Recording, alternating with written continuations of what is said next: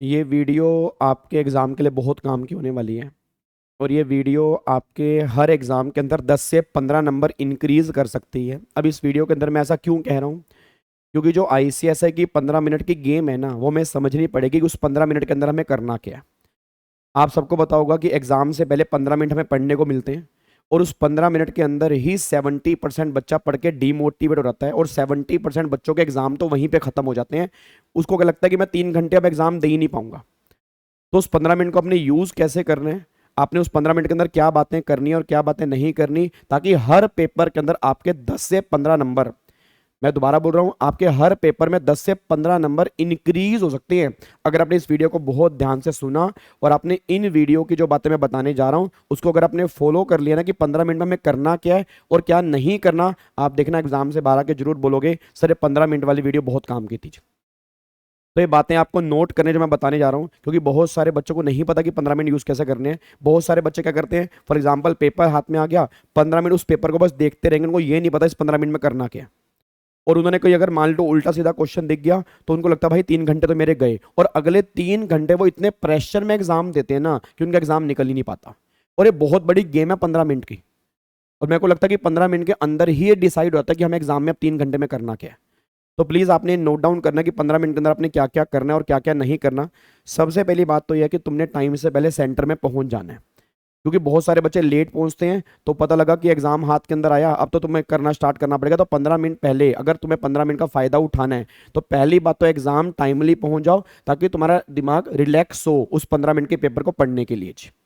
अब सबसे पहला पॉइंट आपको क्या करना है, आप सब जानते हो पेपर हमारे हाथ में आता है, उसके अंदर मैंडेटरी क्वेश्चंस भी होते हैं, ऑप्शनल क्वेश्चन भी होते हैं, मतलब 6 और 6A में से एक करो, 2 और 2A में से एक करो, ऐसे क्वेश्चंस भी होते हैं। और कुछ क्वेश्चन मैंडेटरी है, for example question number 1 mandatory है, फॉर एग्जांपल मान लो क्वेश्चन नंबर 3 मैंडेटरी है। तो जो क्वेश्चन मैंडेटरी है ना उसको नहीं पढ़ना 15 मिनट के अंदर, क्योंकि वो तो हमें करना ही करना है।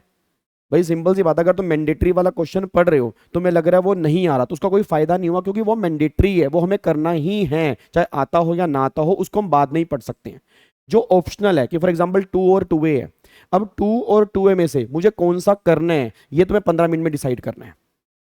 6 और 6A में से कौन सा करना है ये तुम्हें 15 मिनट में डिसाइड करना है। तो जो जो क्वेश्चन ऑप्शन में है ना उसमें चेक करो कि दोनों में से तुम्हें बेस्ट कौन सा आता है, तुम्हारे 20 नंबर तो यही पक्के हो जाएंगे।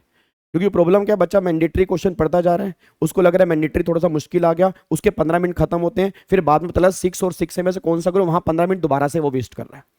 तो 15 मिनट के अंदर सबसे पहले अपने ऑप्शनल क्वेश्चन देखने हैं, आपको ये चेक करना है कि उसमें से कौन सा क्वेश्चन तुम्हें बेस्ट आता है, ताकि तुम्हें अगले 3 घंटे के अंदर वो क्वेश्चन बढ़िया तरीके से करना है। बस ये पर ध्यान दो। तो पहला काम तो आपने क्या करना है, मैंडेटरी को पढ़ना है, बाद में अगर टाइम बचा तो मैंडेटरी को पढ़ना, नहीं तो जो ऑप्शनल वाले क्वेश्चन है पहले वो चेक करो कि उसमें से तुम्हें पहले कौन सा अच्छे से आता है जी। उसके बाद ये बात ध्यान देना, जब भी तुम मतलब क्वेश्चन को रीड कर रहे हो तो ऊपर ऊपर से रीड करना है, क्योंकि 15 मिनट के अंदर इतना टाइम नहीं होता कि तुम क्वेश्चन को बहुत डेप्थ में रीड करोगे। मतलब क्वेश्चन ऊपर ऊपर से रीड कर रहे हो, हाँ ये कॉन्सेप्ट मैंने पढ़ा हुआ है, ये पॉइंट भी मैंने पढ़ा हुआ है, ये मैंने कल पढ़ा था, तो आपको दिमाग में आइडिया लग रहा है कि कैसा पेपर बना है। ठीक है, और कोशिश करना कि सबसे पहले ना एक बार रिक्वायरमेंट चेक कर लेना, क्योंकि क्वेश्चन के लास्ट लाइन में लिखा होता है कि उसको फॉर एग्जांपल टोटल इनकम निकालनी है, या फॉर एग्जांपल मान लो कंपनी लॉ वाला क्वेश्चन है तो कंपनी लॉ की केस स्टडी में क्या वो मांग रहा है, फॉर एग्जांपल सीआर है, आईबीसी है, उसमें वो क्या वो रिक्वायरमेंट मांग रहा है। तो लास्ट में सबसे पहला काम होता है रिक्वायरमेंट पढ़ना, क्योंकि उसके बेस पर हमें क्वेश्चन करना है। उसने मांगी टैक्स लाइबिलिटी तो हम टोटल इनकम के बारे में सोच रहे हैं, उसने मांगी टोटल इनकम तो हमें टैक्स निकालना ही नहीं है।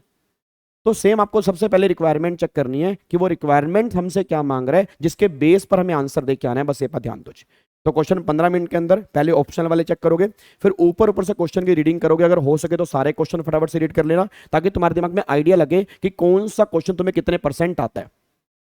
फिर लास्ट के 2-3 मिनट में क्वेश्चन की सिलेक्शन तुम्हारे पास होनी चाहिए, क्योंकि क्वेश्चन की सिलेक्शन करना बहुत जरूरी है। अगर आप क्वेश्चन की सिलेक्शन नहीं कर पा रहे, जैसे फॉर एग्जांपल बच्चा कहता है सर क्या क्वेश्चन नंबर 1 पहले करना जरूरी है, आंसर इज नो, बट जो क्वेश्चन करना 100% ये श्योर होकर थोड़ा सा करना कि पहला क्वेश्चन हमारा बहुत बढ़िया होना चाहिए, अच्छे से हो। क्योंकि देखो आप खुद देखो, अगर आप भी एग्जामिनर हो और अगर पहला क्वेश्चन किसी बच्चे ने अच्छे से किया है और पहला सारा का सारा सही है, उसका कॉन्फिडेंस बिल्डअप होता है कि हाँ इस बच्चे को नॉलेज है। और अगर हम पहले के अंदर ही काम कराएंगे, हम पहले के अंदर ही 20 बार कटिंग कर चुके हैं, तो फिर वही इंप्रेशन खराब होता है कि इस बच्चे का माइंड जो है वो कंफ्यूज है। या तो ये बच्चा नकल मार रहा है, बार बार कटिंग कर रहा है, या माइंड ही कंफ्यूज है। और अगर माइंड ही कंफ्यूज है तो ये प्रोफेशनल बनने के लायक नहीं है, क्योंकि आगे जाके क्लाइंट को भी कंफ्यूज करेगा ये। तो कटिंग कम से कम हो, क्वेश्चन वही तुम्हें सबसे पहले करना है तुम्हें आता हो। हाँ, जो क्वेश्चन तुम उठा रहे हो उसके पार्ट्स तुम्हें एक साथ करने हैं, ये नहीं पार्ट 1 में यहां किया पार्ट 2 लास्ट में किया, वो नहीं होना चाहिए। तो क्वेश्चन की सिलेक्शन बहुत जरूरी है। और तीसरी बात, आपको एक बात और बता दूं, ठीक है, देखो पेपर अगर 100 नंबर का बनेगा तो सारा मुश्किल नहीं बनेगा। आप एक घर से ही मान के चलो कि पेपर मुश्किल आने हैं, हम मान के ही हम भगवान से प्रार्थना ही क्यों करें कि पेपर आसान आ जाए। हम उस लेवल की तैयारी करके जा रहे हैं, हमने पूरे एफर्ट्स झोंके हैं। मैं कह रहा हूं आसान मुश्किल बात की बात है, हम तो ये माने ना कि अगर मुश्किल से मुश्किल बन गया तो भी हम उसके लिए तैयार हैं, अगर आसान आ गया तो बहुत अच्छी बात है, फिर हमें टापना तो है नहीं, बढ़िया तरीके से करना है। अगर मुश्किल है तो भी कूल माइंड से करना, और अगर आसान है तो भी कूल माइंड से करना, क्योंकि जब कई बार आसान होते हैं तो छोटी छोटी गलतियां तुम करके आते हो, वो तुम्हें बहुत दिक्कत देती है, बात ध्यान दो। तो 15 मिनट के अंदर एक सीक्वेंस बना लो कि क्वेश्चन नंबर 4 पहले करूंगा, फिर 2 करूंगा, फिर 3 करूंगा, फिर 1 करूंगा। ये सीक्वेंस तुम्हारे हाथ में होना चाहिए, ये बात ध्यान देना। इस तरह से आपको 15 मिनट को यूज करना है। और उसके बाद आपको ये थोड़ा प्लान करना है कि पहले 1-1.25 घंटे के अंदर कम से कम 40 से 45 नंबर का पेपर खत्म हो जाए, क्योंकि पहले तुम वही करोगे जो तुम्हें आसान आसान लगेगा, जो तुम्हें आता होगा। तो उसके अंदर स्पीड भी तुम्हें सही रखनी है, ठीक है, हैंडराइटिंग भी तुम्हारी, कटिंग कम से कम हो। और पहले 1-1.25 घंटे का टारगेट ले लो कि मुझे 40 से 45 नंबर कंप्लीट करने हैं, ताकि अगले 2 घंटे में तुम्हें 50 नंबर हाथ में, जो तुम्हें थोड़ा टेक्निकल लग रहा है, क्योंकि उसमें टाइम लगेगा। ये नहीं है कि जो आता है उसमें तुमने 2 घंटे बिता दिए, क्योंकि फिर 1 घंटे में तो वो होगा ही नहीं। फिर जो तुम्हें आता है नंबर तुम्हें उसमें उतने ही मिलने हैं, उसमें कोई नए नंबर तो मिलने नहीं, क्योंकि 5 में तो 5 ही मिलेंगे, 5 में 10 तो मिलेंगे नहीं। तो ये थोड़ा सा प्लान करके चलना है कि जो हमें अच्छे से आता है तो पहले 1-1.25 घंटे के अंदर हम 40-45 नंबर का अच्छे से कंप्लीट करें। फिर जो ज्यादा टाइम है वो उन क्वेश्चन में जो थोड़े टेक्निकल हैं, क्योंकि अगर वो हमसे नहीं होंगे तो पेपर ही क्लियर नहीं होगा ना। तो मैं आपको बता दूं, पेपर जितना मर्जी मुश्किल बन जाए, आज तक इतिहास में कभी ऐसा नहीं हुआ कि 50 नंबर का आसान ना बनाओ। 50 नंबर का आसान बनता है, वो तुम्हें उस 15 मिनट के अंदर थोड़ा ढूंढना है कि वो 50 नंबर कहां पे है। गलती से उन क्वेश्चन के ऊपर मत लग जाना जो टेक्निकल लग रहे हैं। और ये आईसीएस की बहुत बड़ी गेम है कि पहले वो 2-3 क्वेश्चन मुश्किल डालेगा ताकि बच्चा वहीं पे खत्म हो जाए। और मैं आपको बता रहा हूं सर, ये बहुत बड़ा गेम है, उस गेम से तुम्हें जीतना पड़ेगा, मेंटल लेवल मजबूत करना पड़ेगा। सर गेम ये 15 मिनट की है, और 15 मिनट डिसाइड करेंगे अगले तुम्हारे 3 घंटे कैसे जाते हैं। तो 15 मिनट के अंदर ही आधे बच्चे खत्म कर जाते हैं, कहते हैं वो एग्जाम हमारा ओवर हो गया। ठीक है ना। अब एग्जाम ओवर 2 तरीके से होगा, या तो बढ़िया या खराब। और अगर क्वेश्चन की सिलेक्शन तुम 15 मिनट के अंदर बढ़िया कर दोगे, मैं तुमसे वादा कर रहा हूं, बाहर आके तुम थैंक यू बोलोगे, सर 15 मिनट जो आपने बताए थे उसको वैसे यूज किया है, पेपर हमारा बहुत बढ़िया हो गया जी। ठीक है जी। तो दोबारा क्रक्स बताऊंगा। पहली बात, ऑप्शनल क्वेश्चन पहले पढ़ने हैं, मैंडेटरी बाद में पढ़ने हैं। दूसरा, ऊपर ऊपर से एक बार रीडिंग करनी है, क्या क्या तुम्हें अच्छे से आता है एक बार वो देखते रहो। क्वेश्चन का हिरार्की बनाओ कि कौन से क्वेश्चन पहले करने हैं, कौन से बाद में करने हैं। रिक्वायरमेंट क्वेश्चन की ध्यान से पढ़ो, और 15 मिनट के अंदर ये रोल नंबर और ये नाम लिखने वाला काम मत करना, ये पहले करना।